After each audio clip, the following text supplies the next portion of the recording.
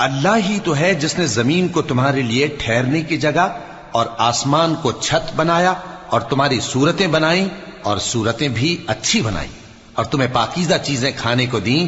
یہی اللہ تمہارا پروردگار ہے. سو اللہ رب العالمین بہت ہی بابرکت ہے.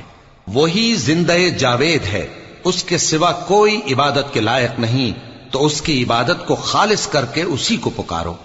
ہر طرح کی تعریف اللہ ہی کے لیے ہے جو تمام جہانوں کا پروردگار ہے. اے نبی کہہ دو کہ مجھے اس بات کی ممانعت کی گئی ہے کہ جن کو تم اللہ کے سوا پکارتے ہو ان کی پرستش کرو، اور میں ان کی پرستش کیسے کروں جبکہ میرے پاس میرے پروردگار کی طرف سے کھلی دلیلیں آ چکی ہیں، اور مجھ کو حکم یہ ہوا ہے کہ پروردگار عالم ہی کا فرما بردار رہوں.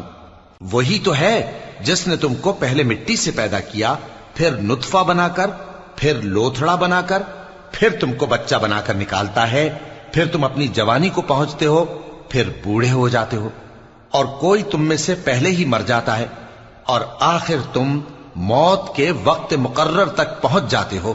اور تاکہ تم سمجھو وہی تو ہے جو زندگی اور موت دیتا ہے، پھر جب وہ کوئی کام کرنا یعنی کسی کو پیدا کرنا چاہتا ہے تو اس سے کہہ دیتا ہے کہ ہو جا، تو وہ ہو جاتا ہے. کیا تم نے ان لوگوں کو نہیں دیکھا جو اللہ کی آیتوں میں جھگڑتے ہیں؟ یہ کہاں سے پھیرے جاتی ہیں؟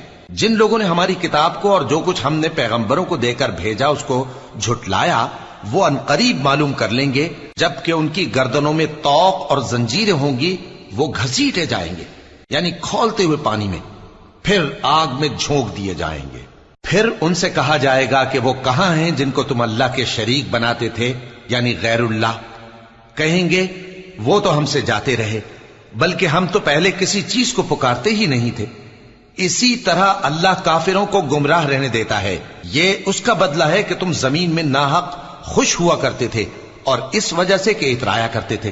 اب جہنم کے دروازوں میں داخل ہو جاؤ، ہمیشہ اسی میں رہو گے. سو متکبروں کا کیا برا ٹھکانہ ہے. تو اے پیغمبر صبر کرو کہ اللہ کا وعدہ سچا ہے. پھر اگر ہم تمہیں اس عذاب میں سے کچھ دکھا دیں جس کا ہم ان سے وعدہ کرتے ہیں، یا ہم تمہیں وفات دے دیں، تو بہرحال ان کو تو ہماری ہی طرف لوٹ کر آنا ہے. اور ہم نے تم سے پہلے بہت سے پیغمبر بھیجے، ان میں کچھ تو ایسے ہیں جن کے حالات ہم نے تم سے بیان کر دیے ہیں، اور کچھ ایسے ہیں جن کے حالات بیان نہیں کیے. اور کسی پیغمبر کو اختیار نہ تھا کہ اللہ کے حکم کے بغیر کوئی نشانی لائے. پھر جب اللہ کا حکم آ پہنچا تو انصاف کے ساتھ فیصلہ کر دیا گیا، اور تبھی اہل باطل نقصان میں پڑ گئے.